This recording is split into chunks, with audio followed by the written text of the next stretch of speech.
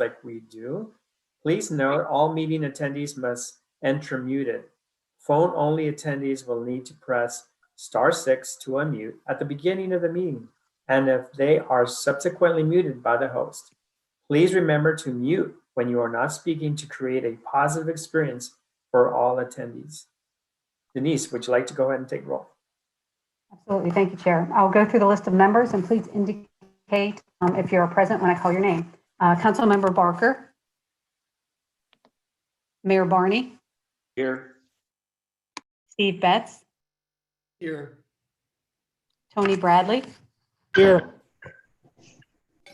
Paul Carton. Here. Thank you. Vice Mayor Crane. Here.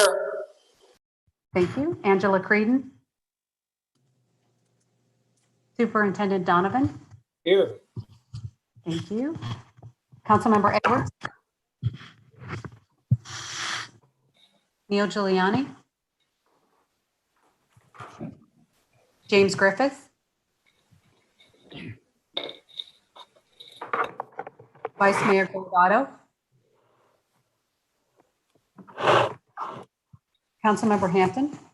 Here. Thank you. Mayor Hermosillo. Present. Thank you. Senator Hoffman.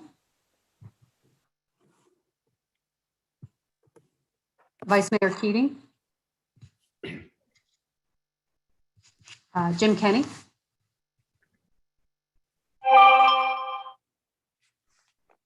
Jim Kenny, I thought I saw you on there.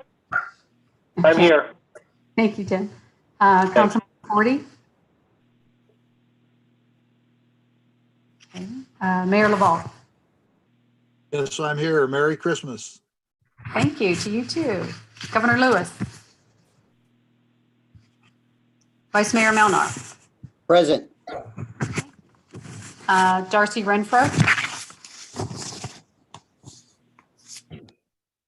Sorry, I am present. Darcy, thank you. Councilmember Rowe. Here. Thank you. Mark Sanders. Present. Thank you. Todd Sanders. Supervisor Sellers. Here. Thank you. Councilmember September. Here. Thank you. Vice Mayor Smith. Here. Thank you. Dan Spitzer.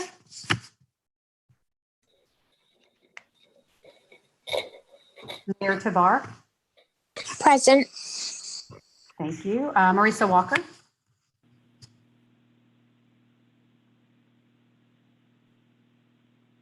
Bob Worsley. Here. And Chair Luna is here. Is there anyone that I did not call that is present?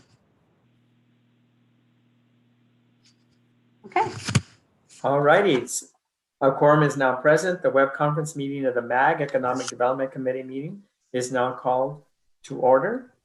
As a reminder, please remember to mute your phones when you are not speaking. Moving on to item 2, call to the audience. Members of the public were asked to submit written comments related to the meeting through the MAG website. Comments may be sent at any time leading up to the meeting, but must be received at least 1 hour prior to the posted start time for the meeting. This is the opportunity for the public to comment on items that fall under MAG's jurisdiction, that are not on the agenda, or that are on the agenda for discussion and not for action. MAG staff, have we received any public comments? If so, please read them at this time. Thank you, Chair. Yes, we received a comment for agenda item number 4, 5, 6, and 7, and I will read those now, beginning with agenda item number 4. The Office of Economic Opportunity in the Arizona Commerce Authority also was responsible for Returning Stronger earlier this year, that provided opportunities for COVID-impacted persons to enroll free in online career and job training programs through Coursera, an internationally recognized education platform, and various educational institutions. The program, which ends December 31st, is supposed to be going through a review to determine if the program, which was funded by the educational institutions, should be continued with state support. It is very important that the program be continued and modified to provide opportunities and technical and para-professional jobs for the inner city working poor and poor. Government and educational institutions at all levels under both GOP and Dem administrations have made the gross error in concentrating education on students and ignoring their parents. Their parents assigned to historic planned poverty by corporate executives and fostered on government at all levels deserve the opportunity to truly earn their way rather than having various business, government, and nonprofit structures that prevent them from advancing. This may mean some modifications such as social distance, in-person instruction for those not literate in technology, and the cost is low compared to very high transportation costs, unbalanced economic development, and generally unbalanced development used to achieve socioeconomic segregation. Agenda item number 5. Mr. Chairman, if I could, it's Nathan Pryor from staff. It might be helpful if Denise noted from whom the public comment was made from, the person, the individual. Thank you. Absolutely. I was, this is from Mr. Walt Gray. So agenda item number 5, the computer model used to project land use, employment centers, and traffic patterns basically has not been changed for 40 years, resulting in the traffic using suburb to downtown corridors that have to be constantly modified to accommodate more and more traffic. The result is continued traffic delays, high transportation costs, and loss of family time. The computer model must be changed to provide a more diverse traffic pattern, and this must be matched with greater attention to using federal, state, and local subsidies designated for new and expanding employers to locate in a proportional number of jobs in the inner city. Additionally, low-cost job training programs through online and community college education should be matched with the new prospective job opportunities. This not only will reduce commute times, but increase economic growth, reduce public assistance expenditures, improve family cohesion, and reduce inner city social ill, improve funding for schools, and a whole bunch of other stuff. And this is for agenda item number 6. MAG has been slow to address housing, largely because of suburban mayors have long protected the land uses in their cities and towns with the idea of maintaining a middle class or higher standard of living. Thus, MAG does not have a housing policy committee nor a housing technical work group. It's good to see the EDC address this issue, which is at a crisis level. Chair Luna, this actually reaches our 3-minute mark, and I would like to note that these comments in full will be part of a supplemental material with our minutes. Thank you, Denise, for reading those and including them in our minutes. Moving on to the next item, which is number 3. Our next item is approval of the October 6, 2020 meeting minutes. Does any member of the EDC have questions or comments on the minutes?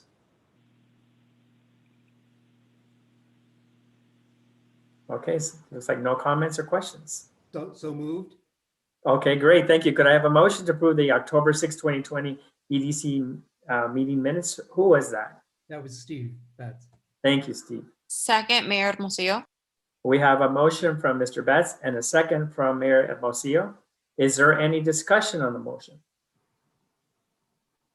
MAG staff, would you go ahead and take a roll call vote? Thank you, Chair. I will go through the members list and indicate how you vote. When I call, Mayor Barney. Here, or aye. Thank you. Steve Betts. Yes. Thank you. Tony Bradley. Aye. Thank you. Paul Carden. Yes. Thank you. Vice Mayor Crane. Yes. Thank you. Superintendent Donovan. Yes. Thank you. Neil Giuliano. James Griffiths. Vice Mayor Guardato. Councilmember Hampton. Approved. Thank you. Mayor Hermosillo. Aye. Thank you. Sintra Hoffman, Aye. Jim Kenny. Oh, thank you, Sintra. Jim Kenny. Thank you. Mayor LaVault. Yes. Thank you. Vice Mayor Melnar. Yes. Thank you. Councilmember Pineda. Darcy Renfro. Aye. Thank you. Councilmember Rowe. Yes. Thank you. Mark Sanders. Yes. Thank you. Supervisor Sellers. Yes. Aye. Thank you. Councilmember September. Aye. Thank you. Vice Mayor Smith. Approve. Thank you. Dan Spitza. Mayor Tovar. Aye. Thank you. Marisa Walker. Bob Worsley. Aye. And Chair Luna, how do you vote? Aye. Okay. Is there anyone that I did not call that is here? I just joined. Good morning. It's Vice Mayor Betty Guardado from City of Phoenix. We were voting on the minutes. Oh, I'm sorry. Would you like to vote? Yes, I'll vote yes. Okay. Thank you. Okay, that concludes. Great, the motion carries. Okay, moving on to item 4. The next item on the agenda is a report from the Arizona Commerce Authority. Hulu Wilson, a workforce administrator for the Office of Economic Opportunity, will provide this report. Welcome, Hulu. Thank you. Good afternoon, or good morning, I should say. Can you hear me okay? Yes, very well. Thank you. Thank you. Good morning, everyone. My name is Kulu Wilson, Workforce Administrator with the Arizona Commerce Authority, Office of Economic Opportunity. It's great to be here today and share some of the recent innovations in workforce, a vital component to the vibrant impacts of our collective economic development efforts. Next slide.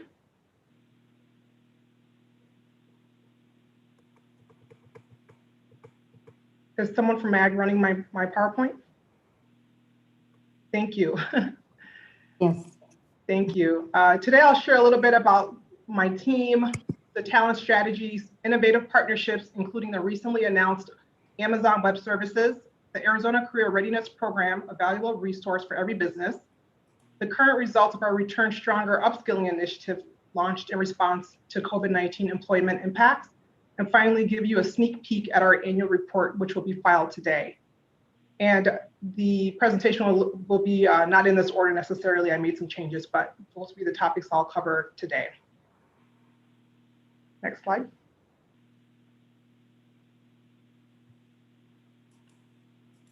So housed within the ACA, I have a small but mighty team, and we focus on workforce policies, projects, strategic partnerships, and strategic investments.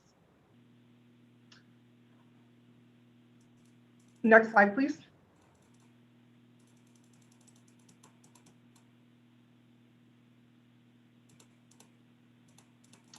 Also housed within the Commerce Authority is our state workforce board, the Governor's Workforce Board under the Workforce Innovation and Opportunity Act.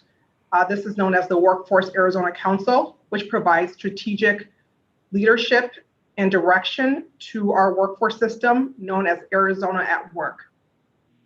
And Arizona at Work is a larger system with 12 local workforce areas, including the City of Phoenix as a workforce area, Maricopa County, the 19 tribal nations, and multiple others. We have 12 altogether across the state. And across the state, we have 50 job centers serving the workers in Arizona. In addition to providing the leadership and support to that workforce board, we also work very closely with the business attraction and business expansion teams here at the Arizona Commerce Authority to connect businesses to talent development programs. I'm sorry, I'm having a problem seeing my slide. Give me 1 second here.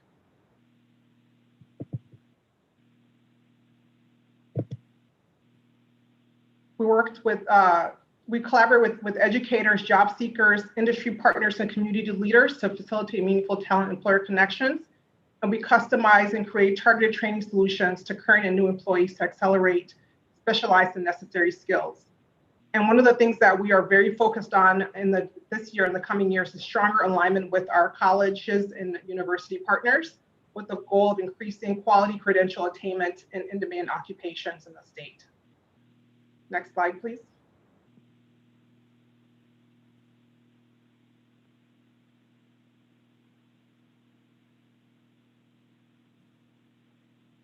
So the state workforce training programs under the WIOA Federal Workforce Innovation and Opportunity Act, there are 6 programs in total under 4 titles. The first is workforce development activities. That's adult programs, dislocated workers, essentially unemployed workers, and youth programs. The second is the adult education program. Third is your basic career services, where anyone off the street can walk into a job center and get some career services. And the fourth is vocational rehab, which is focused on individuals with disabilities. Next slide, please.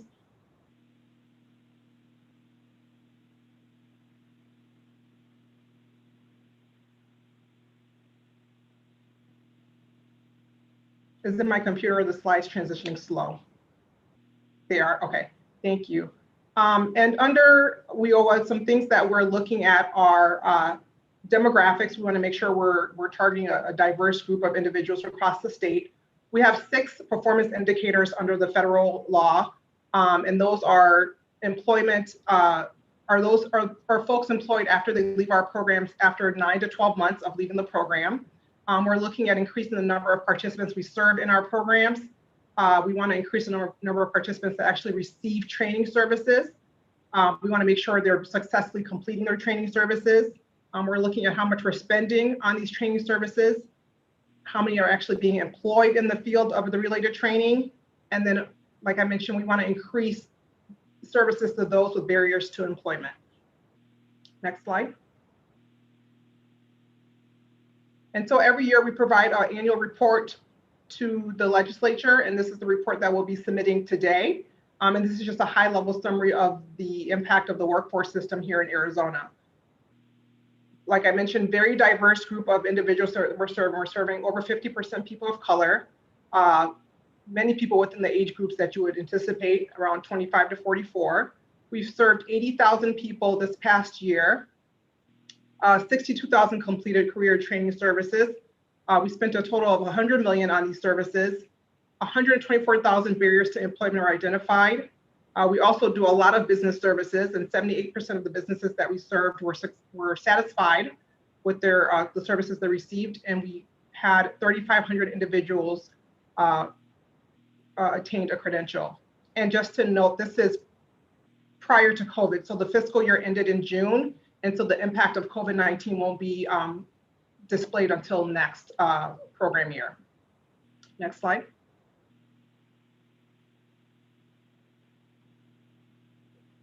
So speaking of COVID-19, we did launch a Return Stronger campaign that some of you may be aware of or saw. And the idea behind that was we were going to target the unemployed claimants, the dislocated workers that were laid off as a result of COVID-19. And we launched a media campaign that had 92 million impressions. And those impressions drove individuals to our Return Stronger campaign landing page, where there was different access to opportunities around career and training services. Folks could also submit interest forms to the local workforce partners to get direct career and training services, and we had 18,000 form submissions. And we had several different education partnerships like Coursera. And so we have the Coursera data on the screen here. We had 2,200 people enrolled in Coursera within that time frame. And so this was a great opportunity not only to showcase the workforce system, but to target those unemployed workers. We also had a routine email that was sent out to all of the UI claimants as well. And this is something that we continuously will be doing, and I'll explain another project soon where we'll be targeting these workers as well. Next slide.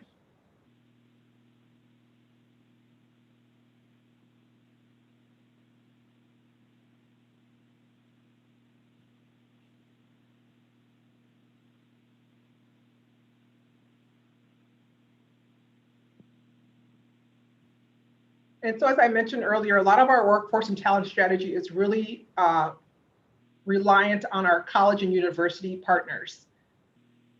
So here in Arizona, we have 122 universities and colleges enrolling 492,000 students.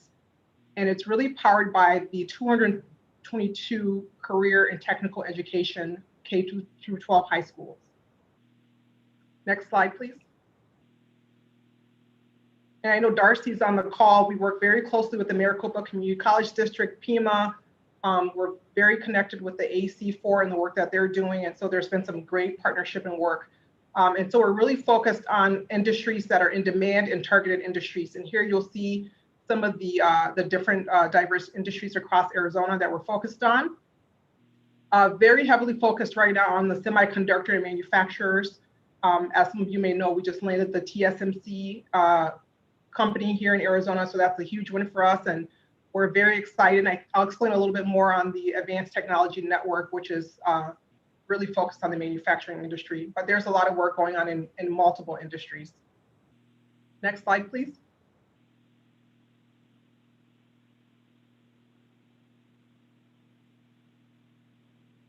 And here I just mentioned the Arizona Advanced Technology Network. So this started out as the Advanced Technology Corridor. We identified a cluster of manufacturing companies between Phoenix and Tucson. We reached out to these companies to identify what their present and future workforce needs will be. We had the community colleges at the table. Community colleges are worked amazingly together, continue to work amazingly together. They are now leading the charge in this area.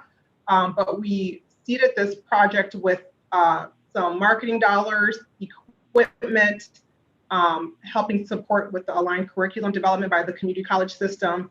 And it's been very successful. We're excited to expand this to a network. Right now we're at 5 colleges, but the idea is to expand this statewide to all of the community colleges that are interested in participating. Next slide, please.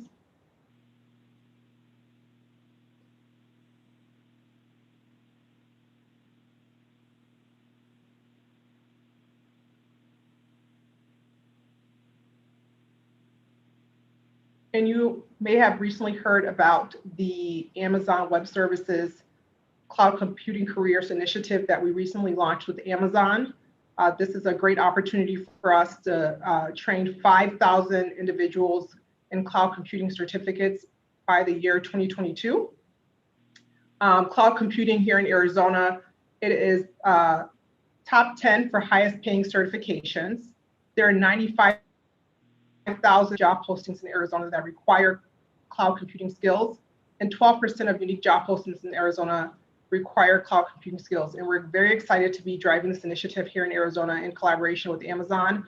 The Maricopa Community College District has been a huge partner in this, and I know they have about 4 schools ready to go. We're working with all the K through 12 schools and all of the community college systems here in Arizona to bring this program to life. There are several different pieces to this program. We have to have schools that are signed up. We have to have instructors that are certified to roll out the curriculum. And then we have to enroll students. And so we're right now in the very early phases of getting the schools on board and identifying instructors that can become certified to teach the curriculum. And then we'll have a huge push out to our dislocated workers, our UI claimants, and we'll do some additional outreach to workers across the state here to enroll them into this program. So we're really excited about the opportunity here. Next.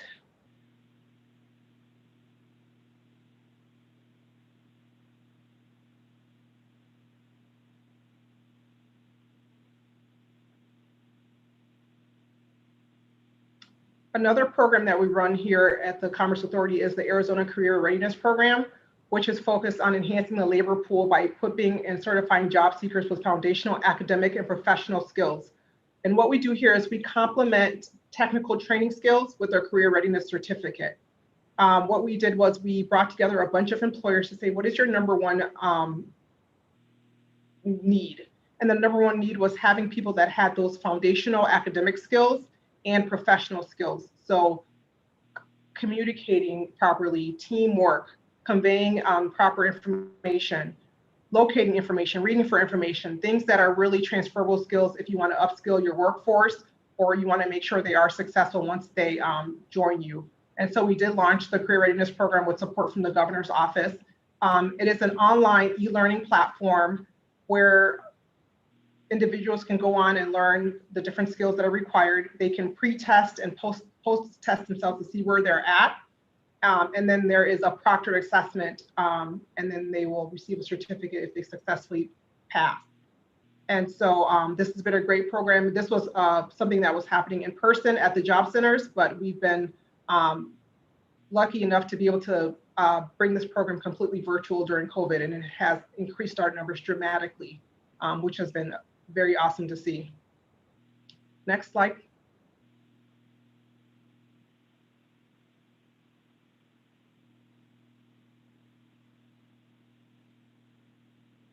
And that wraps up my presentation. I think I was a little bit faster than anticipated, but I'm happy to answer any questions that anyone might have. Ms. Wilson, thank you for that report. Are there any questions from the membership? Anyone like to ask a question, Ms. Wilson?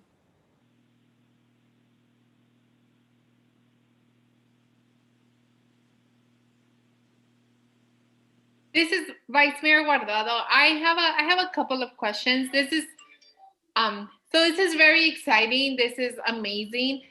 Thank you so much for that presentation.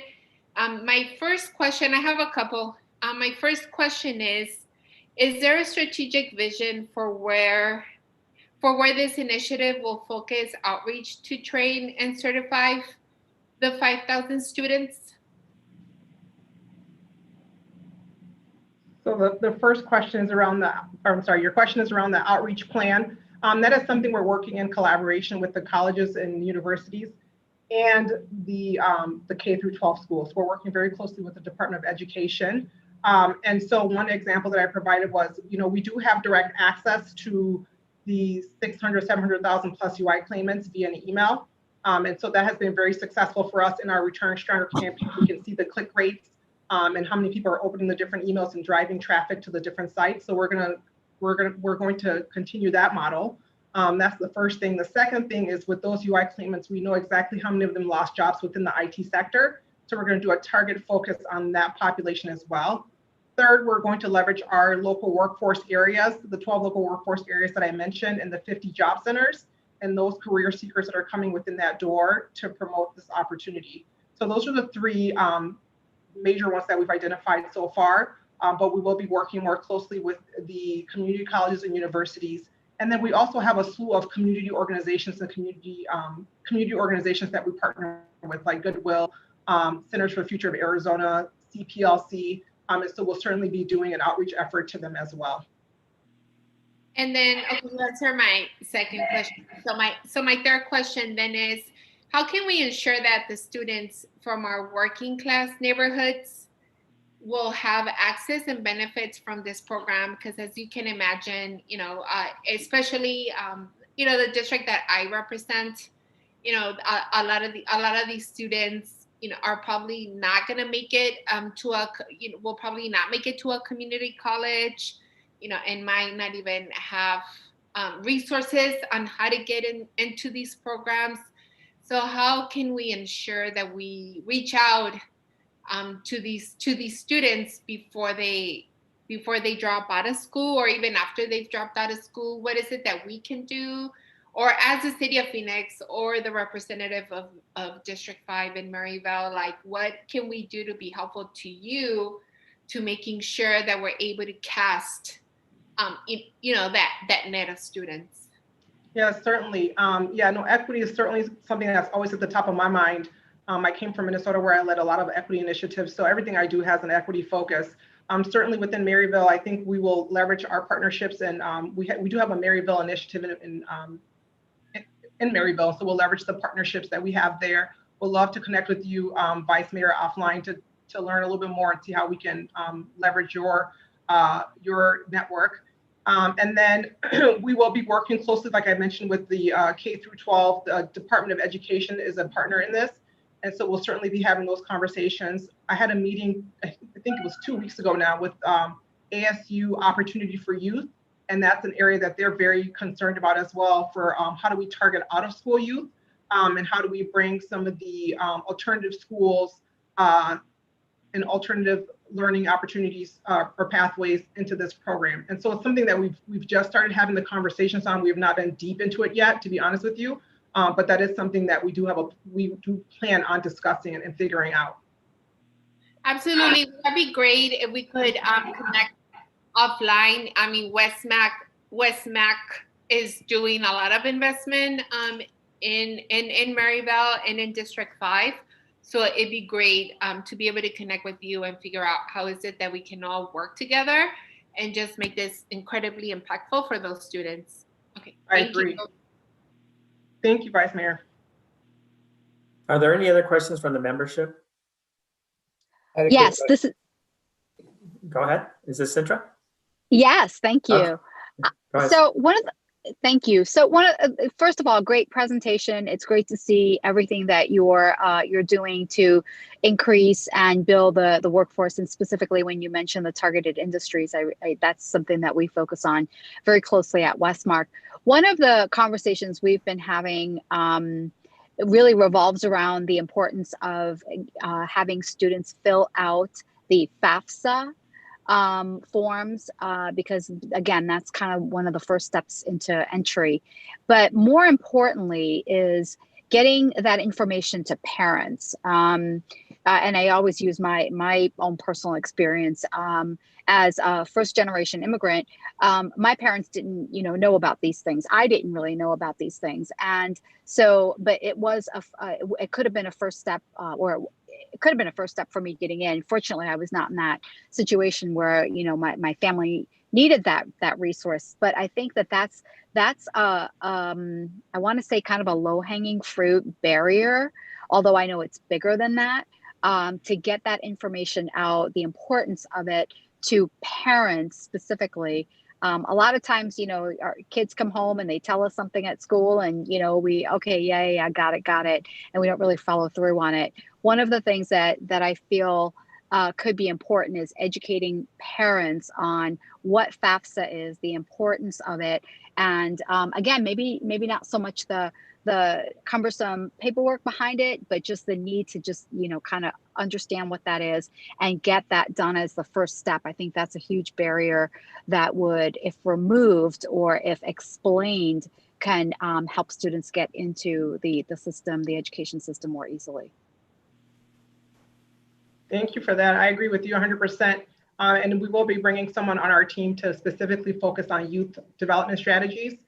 That's something I identified as a gap when I joined. And so certainly there's lots more that we can be doing with youth and targeting youth.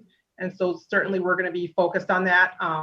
And we know that our unemployment rate, when we look at 16 to 24, the unemployment rate is very high and is even higher with students of color. And so that's problematic. And we're going to be identifying some strategies to help mitigate some of that. So I appreciate your comment. And the other thing with the Amazon Web Services project, there is a dual enrollment opportunity and a staff book credential opportunity. So I think it would be great if we can get to these high schoolers in time to get this credential. They can just then stack on to their local college and take additional courses and additional certifications for this Amazon project, which is exciting to see. Any other questions from the membership? Thank you, Centra. This is Darcy Renfro with the Maricopa Community Colleges. I want to thank Kalu. We've had a really excellent working relationship with the Commerce Authority since Kalu has come on board, and appreciate that greatly. One of the things we found, just of note, with our enrollments with our 10 community colleges are down right now. And what we've learned looking at data is the majority of the students that we have, 78% of our students are students who enroll part-time. And they enroll part-time mainly because they have other obligations and other things in life that they need to manage, in addition to wanting to go back and get a post-secondary credential. And what we do know is there are very few, unless they're out of work entirely and enrolling through Arizona at Work, we don't necessarily have resources to support those working adults who want to improve their earning potential through a post-secondary credential. Similar to the FAFSA, the federal government provides, if for those who are maybe underemployed, potentially don't qualify for the Workforce Investment and Opportunity Act, there are very few resources to assist in the part-time status. So Pell eligibility requires a certain number of credit hours that a student takes. And then there's the workforce programs that Kalu outlined that will assist those who are out of work. So there we have a gap that's an interesting conversation. We have a gap in the majority of our students that have no access to assistance to help them enroll. They're adults with no additional resources.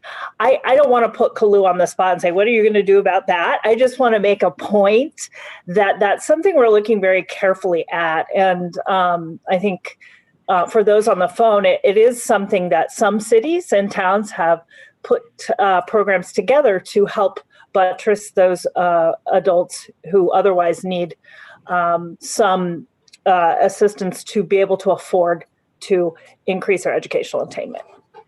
Yeah, Darcy, that's a really good point. Something that we're focused on, one area of opportunity that I've seen is that we can increase our work-based training capacity. And so folks can be working and earning their credential at the same time. So are there apprenticeship opportunities, on-the-job training, customized training, different work experience, you name it, but where the employer is involved, the worker's already on the job, and they, maybe it's an hour break here or there, or different things like that, where you're still earning an income, but you're getting trained. And so as a workforce system, I laid out some of the different programs, and within the adult and dislocated worker program, some eligible use of funds are work-based training programs. And we're looking at increasing our capacity with that. And we're working with the AC4. We're in very early conversations, but to see how we can make that direct connection for cohort training models, where the workforce system can help support with the financial resources for the cohorts of employees that are already employed and working. So that's a great point Darcy brings up, and something that we're looking at. Councilmember Luna. Yes, who is this? Yes. Go ahead, state your name. Bob Workley. Yes. Oh, Bob. Go ahead, Bob. Yeah, thank you.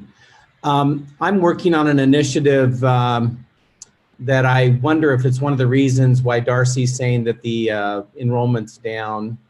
We're working on an initiative to get a ballot measure before the voters in 2022 to allow our DACA kids to get in-state tuition at the community colleges and at the state universities.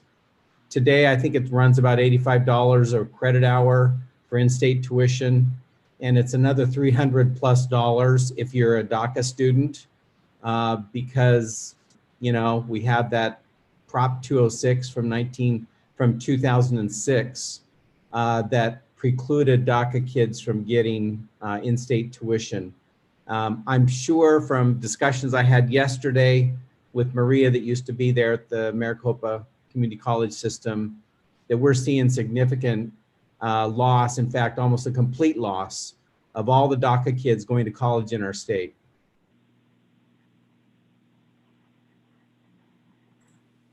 Thank you, Bob. I appreciate that. All right, if there aren't any other comments, thank you very much, Ms. Wilson. Appreciate that presentation. This item is on the agenda for information and discussion only. Thank you so much. Moving on to item number 5. The next item on the agenda is an update on the development of the new regional transportation plan. Audra Coester Thomas, hopefully I pronounced that right, Coester Thomas, MAG Transportation Planning Program Manager, will provide the updates. Go ahead, Audra. Thank you, Chairman Luna, members of the EDC. I'm pleased to be with you today to give you an update on the development of our next regional transportation plan, which will ultimately inform the extension of Proposition 400, our dedicated sales tax to invest in transportation in this region. Next slide. I'll start with an opportunity to tell a little history and talk about our historic regional transportation investments, and in particular, the economic impact they've had in our region. Highlight for you some of our findings from a peer region analysis we did this summer, and then talk to you about where we're at in the actual RTP development process, and then invite you, encourage you, ask you for your partnership in engaging your constituencies in this effort. Next slide. So first, some context and history. Next slide. Back in 1985, we were one of the first regions in the country to establish a dedicated half-cent sales tax for 20 years that ultimately established the freeway system that we know and use today. Without it, we would certainly not see the economic growth, and metropolitan Phoenix would not serve as the economic engine of the state. These transportation investments really have transformed what this region is, and certainly established the economic prosperity that we enjoy today. What's important to remember is that in 1985, with the establishment of that first half-cent sales tax, there was intent for it to follow with a second half-cent for public transit investments. Ultimately, that initiative failed. And one of the reasons in 2004, Proposition 400, the extension of the sales tax, moved from a freeway only to a multimodal program. In the slide you see here, you'll see the 40 years worth of high capacity transportation investments made possible by Propositions 300 and 400. Featured here are the freeway improvements as well as the light rail and streetcar investments. What you don't see here, however, are the arterial improvements or the bus service that the region supports as part of Proposition 400. Next slide. Included in your agenda materials today was an economic impact analysis that we facilitated earlier this year. And you all know how important these transportation investments have been to our economic development. Just looking at the freeway system alone, we've calculated over $100 billion in time travel savings. And that equates on a year-over-year basis of 105 hours for travelers each year using the freeway system. You know that the vast majority, over 80% of our jobs are located within a mile or two of our freeway network or our light rail corridors. And we see a tremendous amount of increased valuation of property alongside these major transportation investments. Especially when we're looking at transit-oriented development, you'll see a threefold increase in property value with the implementation of these major projects. Next slide. When we talk about Prop 400 or Prop 400 era programs, especially at MAG, the majority of our conversations are focused around our three signature transportation programs: our freeway lifecycle program, our transit lifecycle program, and our arterial lifecycle program. And they, of course, make up by and large our investments. Over 95% of our funding goes to one of these three programs. And you'll see the split here codified in state statute of how the half cent is contributing to these three major programs. But I don't ever want an opportunity to escape not to acknowledge our other programs, maybe albeit smaller in size and scale, but no less important to transportation initiatives here in the region. And you'll see these listed on the right side of your screen. Next slide. It's also important to remember when we talk about Proposition 400 and Proposition 400 era programs, we're not just referring to the half-cent sales tax. In fact, when we developed the Regional Transportation Plan back in 2003, which serves as the foundation for Proposition 400, we included all funding sources available to the region. And what you'll see here is while the half cent makes up a notable component of that pie, we rely heavily on federal investments, largely coming through to this region by way of formula, to deliver our multimodal program. We also rely heavily on local contributions, especially in our transit program. In fact, over 70% of the funding to enable transit operations in this region come directly from cities and towns. Next slide. And the reason that composition of funding is important to acknowledge is that the Great Recession was hard. It was particularly hard in this region and to the program itself. Just looking at the half-cent sales tax, we're projecting over the 20-year lifespan that we'll have about 40% less in revenue than we originally thought back in 2003.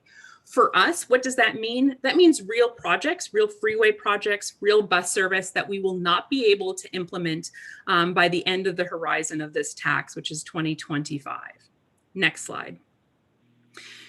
But it's not our only revenue source that is part of this mix. Highway User Revenue Fund, our state gas tax, is also part of that composition I mentioned earlier, and is a diminishing revenue source. We've had this conversation with this group before, so I know that you are all not unfamiliar. But what you see in this slide is when adjusted for inflation, the amount of funding we receive through the Highway User Revenue Fund, the state received the Highway User Revenue Fund in 2000 was more than we received last year in 2019. At that same time frame, over 20 years, we've added 40% population to Arizona. Short story, that means we're using our roads more and more each day and contributing less and less to their maintenance and operation, let alone their expansion. This is not just an important revenue source here for this region, but for our towns, our counties, and of course for the Arizona Department of Transportation. Next slide. What does this mean? It means if there is no resolve to the Highway User Revenue Fund, either by an increase in the gas tax, a modernization of the tax, or an indexing of the tax, just in this county alone, in Maricopa County, we're projecting between now and 2050, about $7 billion in deferred maintenance for the freeway network. We also calculate about that same amount in deferred maintenance needs and expansion needs of our roadway network. And those tremendous shortfalls mean difficult conversations ahead for our regional policymakers. We're not alone. We continue to see across the country diminishing federal resources and state resources, all the more putting pressure on local or regional revenue sources to deliver important transportation projects. And we went out earlier this year to our peers, other regions across the country, to understand how they've solved this. How have they diversified their revenue portfolio, and how have they made tough decisions just like we have in front of us? And today I wanted to share a few of those findings with you. Next slide. Next slide.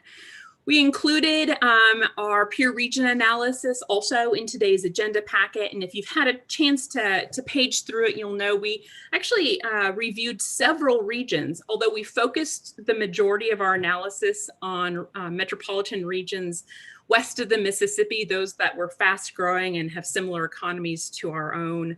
We did deliberately include our metropolitan planning organizations that include Valley Metro's peer transit authorities. Keep in mind, metropolitan planning organizations, their footprints are much larger typically than transit authorities that are concentrated in delivering that service in an urbanized footprint. But because our tax is, and for the foreseeable future will always be, multimodal, we felt it was important to include those as part of our peer region analysis. Next slide. You know, I think our keynote or our takeaway finding from this analysis is that while we were one of the first back in 1985 in the country to establish a half-cent sales tax to deliver really important regional transportation investments, we have been copied and now surpassed in terms of a regional investment strategy. You'll see MAG on the far left in terms of a per capita revenue source for transportation, and we're one of the lowest in the country. Next slide. When you look at this at a county level, you'll see NCT COG, that's the Dallas-Fort Worth region. They have 2 half-cent sales taxes in addition to a full cent that's dedicated to transit. Sandag or San Diego to our west, they do have an established half-cent. LA has 4 half-cents that combine to a full 2-cent sales tax. And then Met Council, the Twin Cities metropolitan area in Minnesota, has an underlying property tax of 1.6%. Next slide. We are not by any means the only region looking to extend or expand our revenue sources. So many of our peers are currently in the exact same position and process that we are in. And we've been tracking those initiatives, especially given the pandemic. And you'll see here, Sandag, a couple of years ago, actually went back to the ballot to expand and extend their half cent. They were unsuccessful, and at the conclusion of that process, their legislature gave their transit authority, MTS, the ability to go to the ballot. And they had been planning to go to the ballot this past November, but with the onset of the pandemic and some other reasons, have decided to postpone that decision with the intent ultimately to go to the ballot with a half cent. Next slide. This becomes a much more dramatic picture when you look just at transit. And you'll see here many of our peer regions listed. Again, in our region, we have a half cent sales tax. A third of that is dedicated to transit. That equates to 0.17 cents. But then when you look across to our peers, you'll see it is not uncommon. In fact, I'd argue it's customary to see at least 1 full cent dedicated to regional transit. And you'll see that when you go to these other locations, you'll often experience a more robust transit system accordingly. Next slide. Our friends in Austin, the Campo region, they do have an established 1 cent sales tax for transit, but they did continue with their election in November and were very successful in passing an 8.75 property tax. That tax is forwarding a over $7 billion light rail capital and operations program for the greater Austin region. Also of note, they had a second transportation initiative on the ballot last month. It was an active transportation bond for bicycle and pedestrian improvements across Austin. It also passed successfully. Next slide. So just again, to summarize some of the highlights from our peer region analysis, we're being outpaced by regions that we compete with economically to land new and better jobs by transportation investments. And you all know how important transportation is to the portfolios of job seekers. You know, when we're trying to lure businesses here to this beautiful Valley of the Sun, transportation is usually top of their list. And the reason this is in part, you know, state and federal sources continue to diminish in size and spans. And that will ultimately continue to increase the pressure on regional sources for funding. Operations and maintenance is often included in these efforts. And we found that many of our peers have diversified their revenue portfolios with different kinds of revenue sources than the ones I've already mentioned. Notably, public-private partnerships, whether they're in the form of a tolling mechanism or other alternatives, are commonly used across the country. That has not been a tactic we've employed in this state. Next slide. So let's talk a little bit about where we are at in the RTP development process. Next slide. We have established a vision to establish a sustainable, resilient, multimodal transportation investment program that connects people with opportunities to prosper and thrive. And we're doing so through 6 goals. Next slide. Safety and mobility, prosperity, responsiveness to change and innovation, livability, and preservation. Next slide. This is our performance-based evaluation process. We are required by both federal law and state statute to develop a plan that's performance-based. We have several steps of this process. You'll see on the left side, we start with a really large needs catalog. It includes system identified needs with our partners at Valley Metro and Arizona Department of Transportation. Includes the regionally studied investments that we've studied over the last 10 years or so.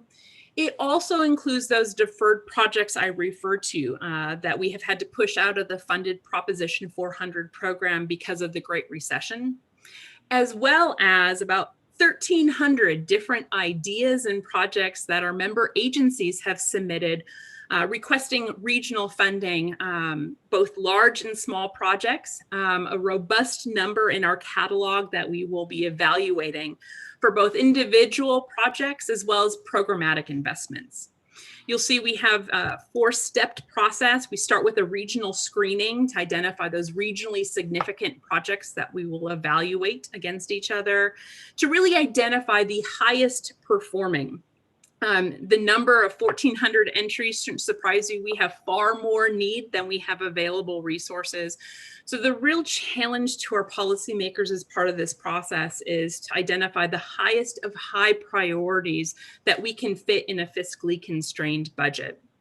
We'll be doing individual project evaluation this winter, and then by next spring, we'll be taking those highest performing projects, those highest performing potential program investments, and developing different scenarios and asking trade-off questions to do analyses on.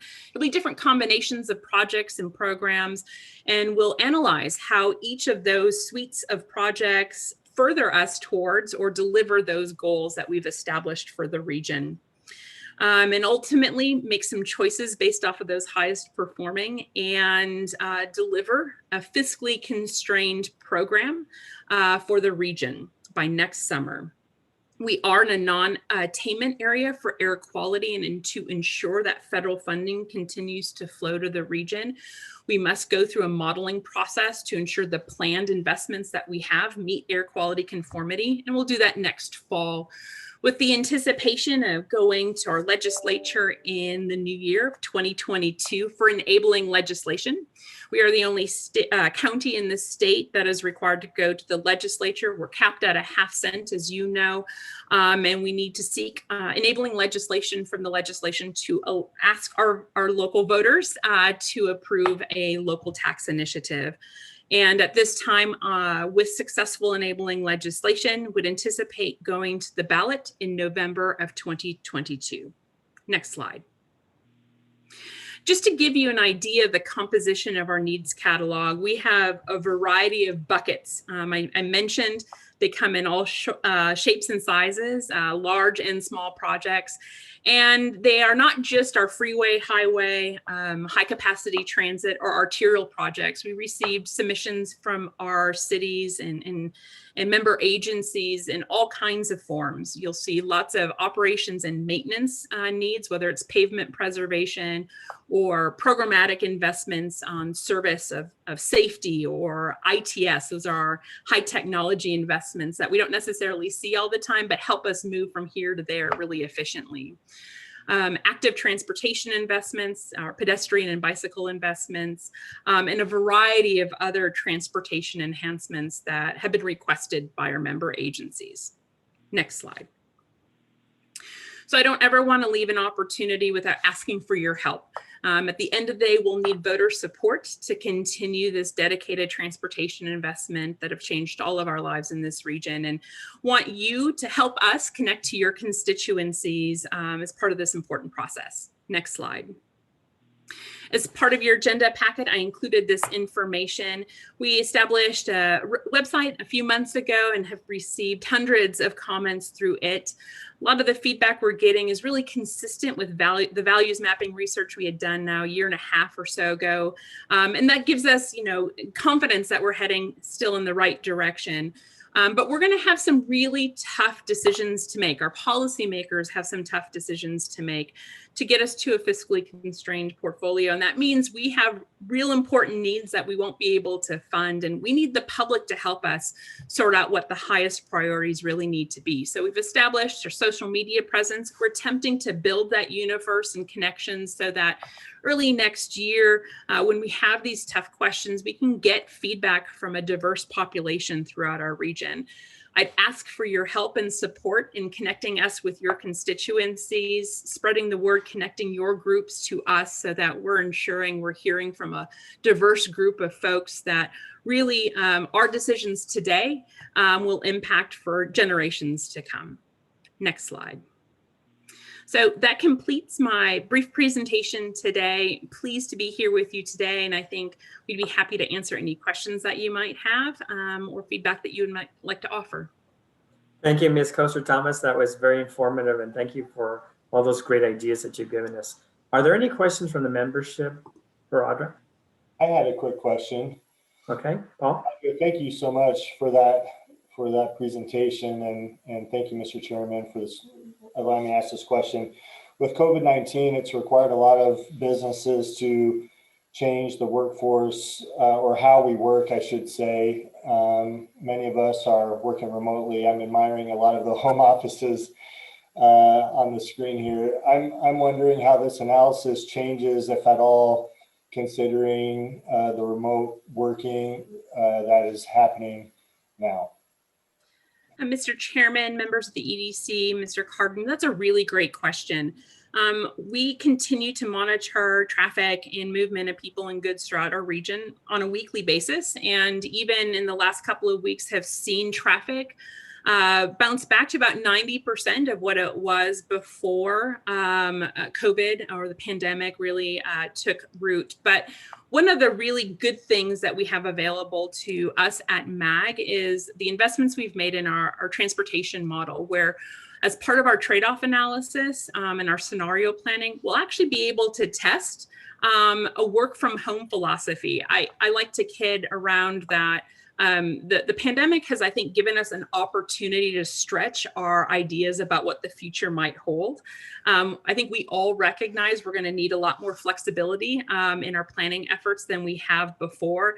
But had I gone to our policymakers a year and a half ago and said, let's test out a scenario where 50% of people are working from home, I'm pretty sure I probably would have been laughed out of the room. But now that doesn't necessarily seem so foreign to think about, but we get to apply those kinds of what if questions, those stress test questions, to our portfolios of projects using our transportation model. We have a brand new activity-based model, cutting edge in the country, where we'll be able actually to see how the movement of people and goods changes over time, and testing questions like a percentage of working from home changing over time. So I think we have some tools in place to see how our different transportation investment choices may or may not deliver on future needs.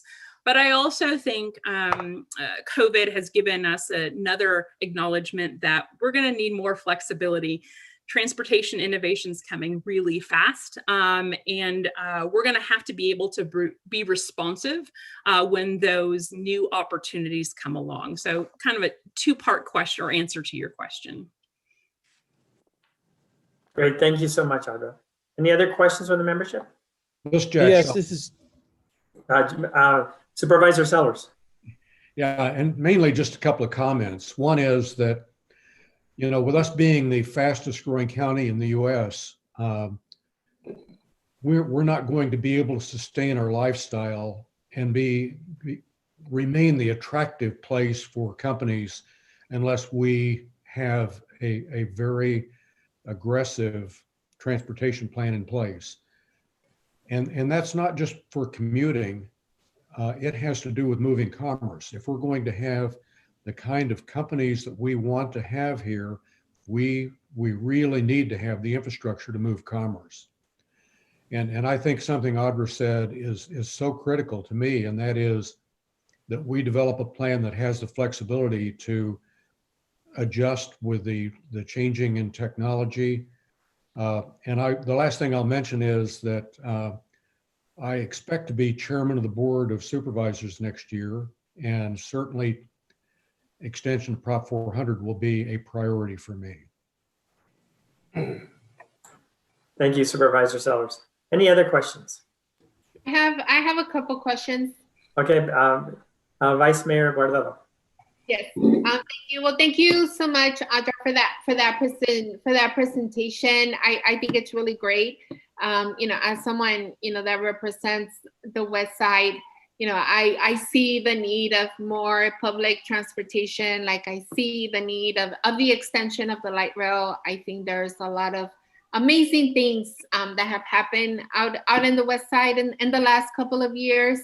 I think everything all the amazing work that's been done in Glendale, all the great job opportunities out in Goodyear, and just like how certain parts of the West Side are developing, I think it's amazing. But I do think that, you know, a key component that's still missing on this part of town is, you know, more transportation, and, you know, and hoping, you know, to be able to bring another extension to the light rail, like out in the West Side. Like, I definitely think there's a huge need for that, especially like on the job side. As everyone knows, there's a lot of people that have been displaced from jobs and are looking for new opportunities and new career opportunities for themselves. But it's really hard to get there if there's not a way for them to be able to have solid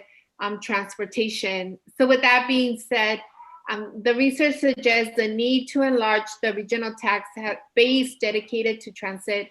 Are the current plans to increase the transit dedicated sales tax in cities that have already alleviated for cities that haven't yet to introduce such a tax? Chairman Luna, members of EDC, Vice Mayor, great question on transit in particular. I'll answer it a couple different ways. We have a lot of critical decisions still ahead. And even the proportionality of transit investments versus freeway investments versus programmatic investments, those are decisions we'll make ultimately in our scenario planning. We like to say that 56%, 33.33%, and 10.5% split that's currently in state statute, that's the wrong math, but we don't necessarily yet know what the right math is for a modal split. And we need to use our trade-off analysis to help us better understand the answer to that question. Moreover, and an important point, I mentioned it at the beginning, is transit operations in particular in this region is fundamentally delivered by our local communities. Over 70% of transit operations comes out directly from the budgets of cities in the region. There is only a very small portion of regional funding that helps to enable regional bus service.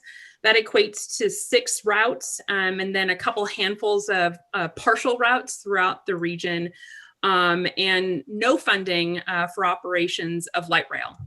That puts the entire onus on our local agencies to deliver transit. It's a conversation we've had a lot recently with our policymakers. Not only what is the future of a regional transit system, but what's the role of regional funding of a transit system versus local communities? We're very unique. This region's very unique in that we rely so heavily on cities to enable transit investments. And that's partially because our legacy provider, the city of Phoenix, as you know, was our only transit operator for quite some time. And then ultimately, only recently did we develop a regional transportation planning authority in Valley Metro, and then the small proportion of regional tax to help fund transit investments. I think one of the questions on the top of our minds is, should there be a local match, a required local match of transit funding to regional funding for bus service? Or what are the alternate mechanisms for us to deliver regional transit, whether it's regional bus service or extensions of capital investments like light rail? So I don't have a lot of good answers for you right now, Vice Mayor. Those are the kinds of questions we're asking our policymakers now, and expect to evolve that conversation into the new year. Right, because I just think, like, as you said, like, we're gonna really have to go out and organize constituents, right? If we're doing any sort of like asking them to pay more in taxes for any type of transportation, I think they, at least in my district, like, people have to see like a real plan. I think there's a love-hate relationship in District 5 when it comes to light rail. I think, this is before my time, but when the Camelback line was killed, there were people that were opposed to it and there were people that were excited by it. But the people that were opposed to it was more like, we want to see more of it wasn't that we're opposed to light rail. And people that have come out against light rail, it's more about having like a real comprehensive plan around light rail where we can actually really get around. And I think, those are the type of conversations that I would love to be a part of. I know that the mayor is part of a transportation committee, and I know that this is something that she's also very passionate about. But I do think that before we do that, and making sure that we can pass this, whenever it's time with flying colors, like, we just need to have like a real plan. And given that, my other question is, given that these sales taxes are felt more by our working families, are there any considerations for a dedicated property or income-based tax that would be more progressive in nature? Chairman Luna, members of EDC, Vice Mayor, we've had conversations about alternative taxing mechanisms. In fact, just a couple of months ago, on the heels of the peer region analysis that we completed, there were some questions asked about the potential for implementing a property tax. In fact, just to go back in history, when Proposition 300 conversations were just occurring, initially there was thought that it would be a property tax versus a sales tax, but ultimately Proposition 300 and subsequently 400 were sales taxes. The feedback that we got from our policymakers a couple of months ago, and particularly from our city managers, was there was an interest at this time in pursuing a income tax, or for that matter, a property tax, and that there seems to be a lot of support for the sales tax, in part because it helps to capture those who visit this state. We have a lot of part-time residents and lots of folks who come here as a travel destination, and they help to contribute to the maintenance and infrastructure that they use when they do visit. And so while it's been discussed, we haven't gotten any direction necessarily to forward any of those further conversations. Great, thank you. Thank you so much for that. That was all. Thank you. Thank you, Vice Mayor Guardado. Any other questions from the membership? Yes, Chair Luna, this is Sintra. I have a couple of comments and a question. So first, Audra, I would say great job. I specifically like the analysis and appreciate the analysis that you all did around looking at what other regions have invested in their transportation system, because you hit it on the head when saying that these are communities nationwide that we are competing against, and if we're not making similar investments, we do continue to put ourselves behind the 8 ball on that. So I appreciate that analysis. I think that's going to be very important. And we've, for 20 years, we've had the argument of half cent versus 1 cent, but it's all 1 penny, but it's always been, well, we think we need a penny. And I like the analysis that you guys did behind it. I think that's pretty solid. It kind of taking off on what Vice Mayor Guardado said earlier about the need for transit in the West Valley. It's definitely, I agree with her. It's definitely a huge need.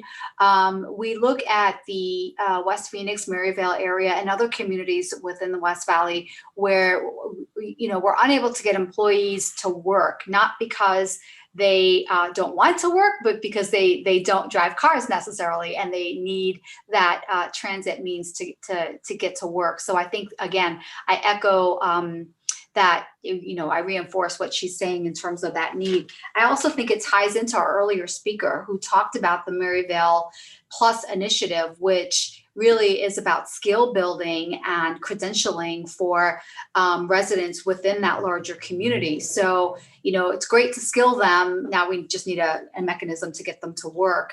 And then my question is for you is, you had mentioned that 70% of the transit contributions come from local cities. Is that in the form of a local dedicated sales tax that individual cities would have? Chairman Luna, members of EDC, Sintra, that's a good question. It comes in a couple of different forms. We have about half dozen, I believe, or just over a half dozen of our cities that do have a dedicated sales tax that either in whole or part contributes to transit delivery. But not all of our member agencies, or what we call member agencies, the cities, have an established sales tax for transit. Some of it comes out of their operating budget. But I would say by and large, when you're looking at the city of Phoenix, city of Tempe, Glendale, Mesa, there are established taxing authorities that help to enable that transit investment that furthers our regional system. And then I guess the kind of maybe a follow-up question just to resolve it in my brain too. It seems like transit is always kind of the hot button when it comes to funding. And, you know, is that because it's more of a localized need? It's really, I guess, the way, as a layperson, the way I see it is, you know, when we invest in freeways and arterials, that's such a large way of getting people in commerce across the region, the state, the cities, and so on. But when we look at transit, we look at more of, you know, moving our residents mostly within our same city boundaries or a couple of neighboring cities. So it seems like 70% of a contribution, it seems like a higher number than normal, but is that why? Is it, do you feel, or in your experience, is it because it's more of a local need, so locals should pay for it?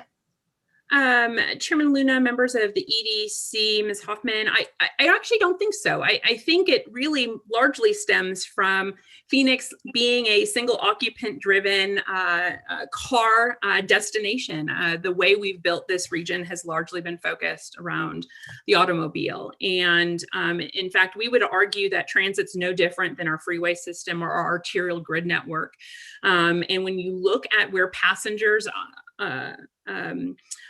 start their trips and end their trips in transit, they're moving between cities, not within cities, whether it's on the local bus or the light rail investments. We really do see those as regional investments, and the regional transit system is no different. And so, I mean, if we're talking about circulators or localized movement of people, circulators of people, that's certainly a local footprint investment. But our transit system, the network of regional bus service that operates so well on our contiguous grid network, as well as our light rail or high capacity transit investments, really are a regional system. And we see the origin destination patterns, if you will, crossing city boundaries every single day.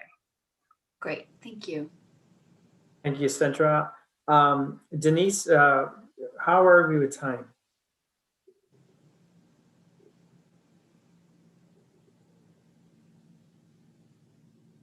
Denise? She's checking. Thank you, Audra. That was a great presentation. I think there might be other questions. So I was just checking to see how much time we had, because we still have that. No problem. We still have 2 other items that need discussion, but there may be some more questions directed to Audra. So I want to make sure that we're mindful of time, that we conclude the meeting by 1 o'clock. So are there any questions for Audra? Are we good? All righty. Thank you, Audra, for that great presentation. Very informative. And remember to take heed her advice. We need to make sure that our communities need to support the transportation plan. So make sure that you take this information to your councils and heed her advice. Thank you so much, Audra. All right, so the next item is on housing, and that's item number 6. And so Denise, where are we with time? Because we have another one right after that. So yeah, sorry about that, Chair Luna. I was on mute before. Oh, that's okay. We have this presentation and a very, very brief update on Arizona, kind of just to highlight. Okay. It's up to you and the members. If we can have Anubhav do this quickly and then make sure we can get to the Arizona, that would be great. I think we only have like 12 minutes. So the next item is the update on housing affordability, emerging trends across the MAG region. Anubhav, MAG Regional Analytics Director, will lead the discussion. Go ahead, Anubhav, if you will. Thank you, Mr. Chair, members of the EDC. I'll rush through this presentation. There's a ton of data that I'll go through, but I'll try and do my best to get us out of here in time. Next slide, please. To start with, this is something I've talked before, is our unemployment rate. It's currently ticking back up for the Phoenix metro area. We're now at 7.5%. That means about 192,000 some workers are unemployed. And this does not include number of people that are underemployed or have left the workforce. Next slide, please. MAG staff has been collecting data along with a partnership with the Arizona Department of Economic Security for unemployment claims. Unemployment claims are kind of a leading indicator of what's coming to us. And these numbers are rising for sure. In the last month for Phoenix metro area, there were about 107,000 claims that were paid. Overall, since March, this number has gone close to about 575,000. This data is available on our website at that link. Next slide, please. What you'll see really is the fact that there is a concern that the lower end of our economy, the low wage workers, are the ones that are extremely impacted by this downturn. About 20% of jobs have been lost in the low wage workers side. The high wage and the mid wage, that economy seems to be coming back. Can we jump to next slide, please? Moving to the housing market side, the core discussion. Next slide, please. Really, our housing market is extremely hot. Not a big surprise. In October, there were 9,690 sales, housing sales, much higher than the same time last year. We saw a dip. The green line is what is happening in 2019, 2020. The gray line is what was last year. And you see that there was a dip in April, May, and then it has kind of trended up and gone up higher than that, higher than last year. Next slide, please. Well, higher number of sales also means that there is a lower inventory. Our inventory is about a quarter less than what it was the same time last year. That means about 5,000 less housing units listed at this time. Next slide, please. But that means that our housing prices have really shot up quite a bit. They're up by about 16.7% as compared to for the region. For Maricopa County, our housing price is about $340,000. That's the median housing price. If you go to the next slide, please, you'll see that our region now, we are trending, we're about $28,000 higher in the median housing price than the US average. We used to be lower than that. The West Coast has been trending up. They are definitely much higher, about $120,000 higher in the median price than our region. I'll come back to that point. Next slide, please. Green here is where prices have gone up quite a bit, which is across the region. Everywhere you see the prices are much higher.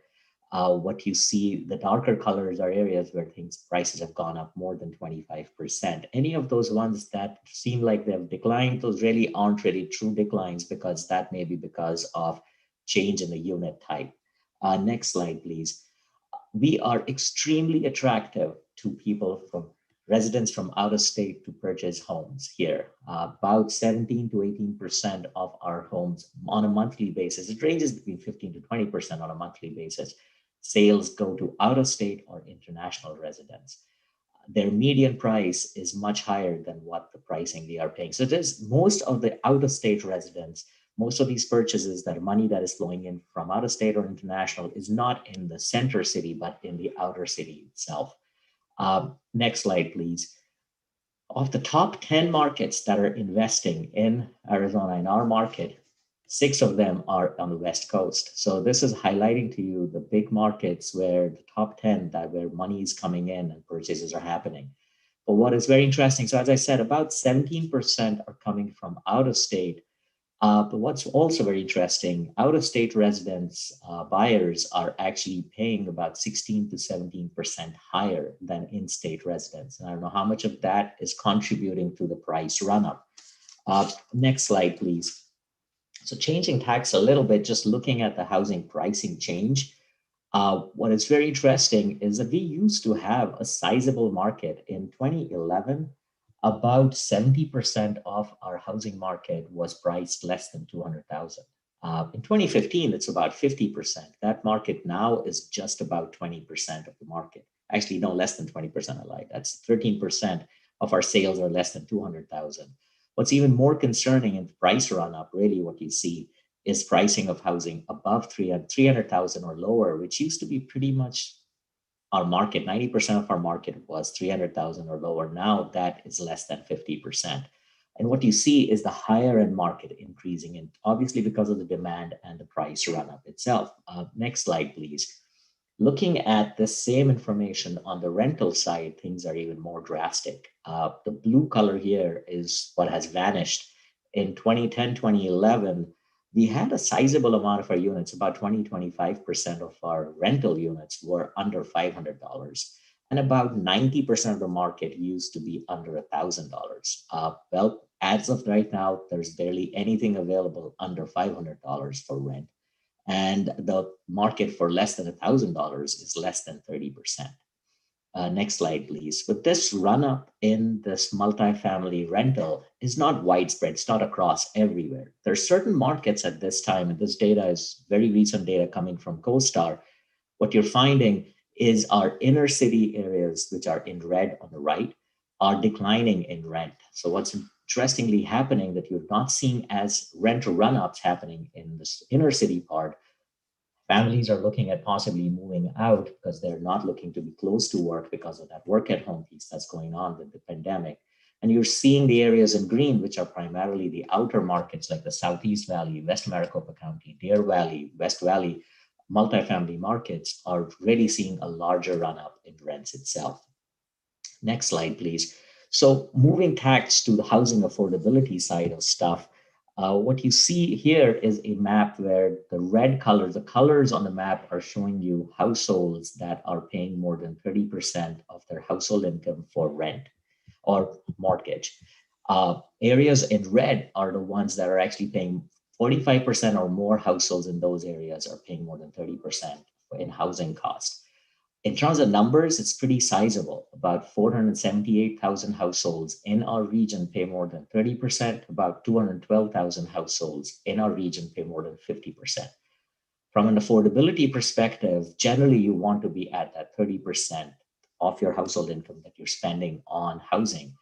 What's very concerning at this time on this run up and the price increase really is that 90 to 95% of these households that are paying this large percentage of their income are less than $60,000.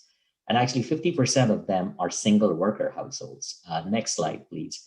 I'm going to quickly go through this slide where we're not only looking at this from a perspective of where people live, but also where the workers are. So we have data on large employment centers, and here we're mapping the large employment centers and showing you where are the workforce, which is making less than 60,000 and paying more than 30% of their income for housing. The areas in red are where those households, those workers are paying more than 60% of their income. That's where they work, and they're paying more than 30% of their income for housing. Next slide, please. I'm rushing through these, Mr. Chair, happy to answer any questions, but the big piece really is our evictions is the last piece I wanted to kind of talk about. The fact that Maricopa County, our state, we've had an eviction moratorium. In general, we've had about 6,000 evictions per month. And with the moratorium starting in March, we had evictions stopped. We had about 15 to 2,000 evictions per month. They're now taking up. October 2020, we had about 3,300 some evictions. The big question is when the federal moratorium ends at the end of this year, what happens to our market in terms of evictions? Next slide, please. If you look at these maps, the map on the left is evictions from last year, about 68,000 evictions. And these areas that are darker colors, the red and the orange colors, are the same areas that are showing you areas that we were showing in terms of our vulnerable populations. The map on the right is showing you the current where the evictions are happening. Next slide, please. So 77% of the evictions are in lower income areas and in areas that are making less than $60,000 per year. It's concerning because now once the moratorium ends, these households would be required to pay all the back rent. And do they have the savings to be able to do that? And next slide, please. Recently, there was a study that was released by University of Arizona and a number of other partners, the National Low Income Housing Coalition, and they estimated that in Arizona, there are about 121,000 to 274,000 households at the risk of eviction. This would result to a cost, could result to a cost to the public coffers for about 6.7 million to 13.9 million. That cost is because of emergency shelter, healthcare costs, whether it's emergency medical or inpatient medical, foster care, etc. Next slide, please. I'm rushing through the final two slides, Mr. Chair. There is data that the Census Bureau is providing us on a weekly basis, and these next two slides are quite concerning when you see the data coming in from a survey that was completed about 3 weeks ago. What you're seeing for Phoenix metro area, about 20% of our renters are not confident they will be able to pay rent next month.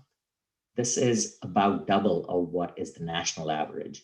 Another 16% are slightly confident they will be able to pay rent in the next month. This is concerning. And the next slide, the final slide, Mr. Chair and members of the EDC, is really looking at is what percentage think that they could get evicted over the next 2 months. About 14.5% in our region think that they would be evicted in the next 2 months, and about 58.4% think that they would somewhat likely be evicted in the next 2 months. Mr. Chair, that ends my presentation real quick, but I'm happy to take any questions. Thank you, Mr. Bagley. Are there any questions from the membership? Anubhav, this is a great presentation. Maybe sometime in mid-spring, you'd like to come back and update us on what's going on relative to housing in the area, but fascinating presentation. Thank you so much. I appreciate that. Thank you, Mr. Chair. Next on the agenda is an update on the Arizona Mega Region Council. Elsa Viljan, MAG Regional Economic Development Planner 2, will provide the update. Elsa. Good afternoon, Mr. Chair, members of the committee. I'm here to provide a quick update about the Arizona Mega Region Council, a binational council of local elected officials from Arizona and Sonora. As many of you know, due to the pandemic, the Arizona League of Cities and Towns Conference was canceled this year. Therefore, the Arizona Mega Region Council did not meet. To continue the much needed dialogue on cross-border economic development strategies, we have partnered with the state of Sonora to host a webinar next March 2021. We will be providing more details soon, and we hope all of you can join us. With that, I concluded my update. Thank you. Wow, that was quick, Elsa. Thank you so much. I would encourage you all to get involved. I've been involved in Arizona since I've been on MAG. It's a great group to get involved, to meet many of our international partners on the border as well as Mexico. So please make your schedules available to attend this March meeting. We're looking forward to it. Thank you, Beljan. Thank you, Elsa, and I appreciate it. Next item is comments from the committee. Any announcements from the membership? Also, any future agenda items? Denise, I wanted to see if we could do a presentation from the Mesa Cares Small Business Technical Assistance Program. If we could add that to the agenda for our next meeting, I'll forward you that information. If you could include that, that would be great. Absolutely. Okay, anyone else? All righty. Any announcements from the membership? All righty. The meeting is now adjourned. The next meeting of the MAG Economic Development Committee will be on February 2nd, 2021. Have a wonderful holiday season. Thank you so much and see you in February.